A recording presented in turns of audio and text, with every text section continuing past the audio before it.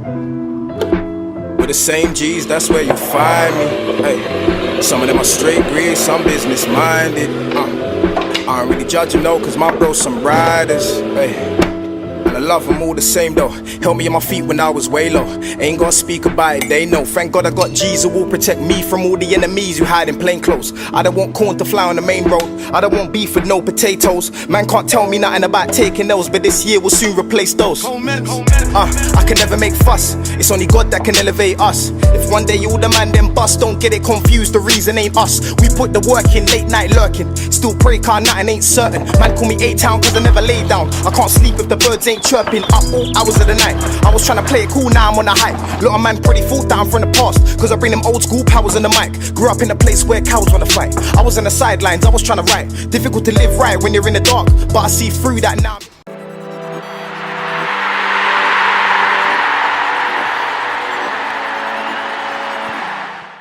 Hey, what's going on guys? TalkNorwichCity here, back for another Breakfast with TNC episode. It has been a long while, my friends, but this is kind of the last episode of this current series. Next series, we're going to be back bigger and better, but there's a lot of news to talk about today. I've got a cheeky little healthy breakfast. I've got some shredded wheat, but like the Lidl version, to save some cash, and some dates. Now, dates are like the food sent from the heavens. If you can, I can just imagine dates falling from the sky and me standing here like, yes, the dates are here, my friends, the dates are here. Should be a beautiful concoction, and of course, a little instant coffee made in my TNC mug. So let me tuck into this and let me get back to you on the news regarding Norwich City.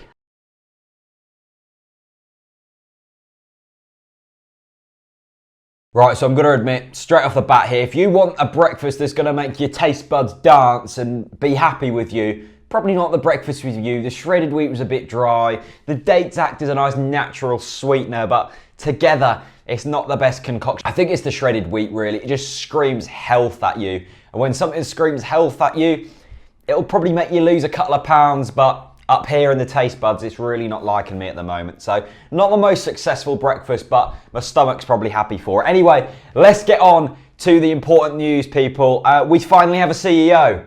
Really, really good news. Probably not the most exciting news for anyone, but having a chief executive in place is so important at any football club nowadays because it is so business orientated. We've appointed Jez Moxey, who will come in from Wolverhampton Wanderers, known for his development of stadiums, known for his supportingness of safe standing. Two already huge characteristics that will appeal to Norwich City fans. Steve Stone, his Q&A said that the emphasis has gone from stadium development, which Dave McNally said was a huge part of what he wanted to do. It never happened, unfortunately.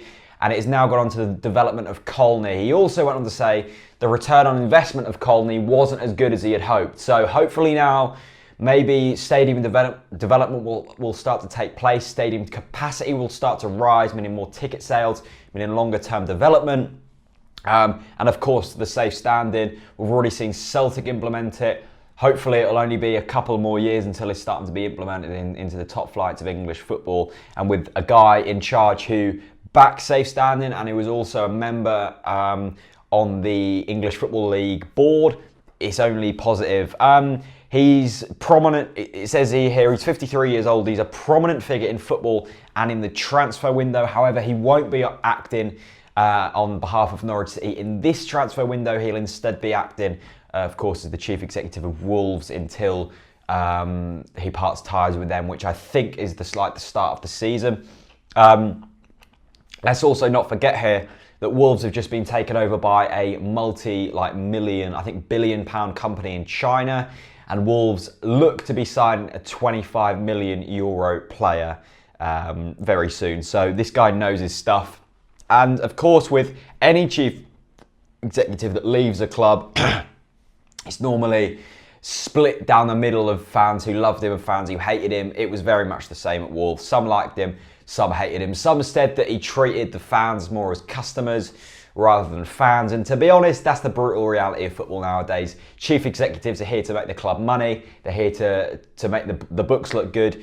And I'm sure with Ed Balls as the chairman, who's a lot more of a transparent figure, likes to connect with the fans. We're going to have a better working relationship with Jez Moxey and Ed Balls rather than, you know, David McNally and whoever was with him at the time. Next bit of news, Ross McCormack. I'm going to put myself out on a limb here and say that Ross McCormack will be a Norwich City player by the start of the season. I've heard a few things by respected people. I'm not going to name names. That sounds so ITK. I'm sorry about that. But it's also looking very good with the public articles that everybody can see. Norwich City are confident that they will wrap this Ross McCormack deal up very soon. He was at the club on Tuesday night, probably agreeing personal terms. That means that the clubs have probably already agreed a transfer fee for the player. So I expect that deal to be going through very, very soon. And finally, a bit of transfer news, a bit of a sad one really. It hasn't gone through yet, it's just a rumour, but it's looking likely that Louis Thompson and Declan Rudd might be heading out of the club. Not so sure about the Declan Rudd one, but the Louis Thompson one, it's believable. Apparently Charlton want hold of both of these players. They were of course relegated from the Championship to League One last season. Their ownership's all a bit screwed up there. Declan Rudd is a player who I'd like to see play for Norwich City this season, but of course with the introduction of McGovern and John Ruddy all already at the club, that might be tough, but I would have thought Norwich City will still want to keep hold of three senior keepers, unless you promote the likes of Ben Killip, Aston Oxborough, players like that into the senior team. Not too sure. And Louis Thompson, really impressed with him pre-season once again. I was impressed with him last pre-season. So that would be a shame if that does go through. But I suppose it's experience. But at the end of the day, Declan Rudd isn't a player who needs experience. Maybe more so for Louis Thompson, but Declan Rudd, I think it's make or break for him this season. It really is. So, big bits of news today. Jez Moxey, let me know what you guys think about that. Ross McCormack, are you excited to possibly see him in a Norwich City shirt? Is he going to be worth the money if we do get him with the rumoured fee of around 12 to 15 million pounds? And would you be up for seeing Louis Thompson and Declan Rudd go out on loan? Thanks ever so much for watching. Yeah, it's going to be a big series of Breakfast with TNC coming up. We've got new graphics, we've got new thumbnails, and hopefully we'll have other exciting things as well. So thanks ever so much for watching, and I'll see you very soon. Peace out.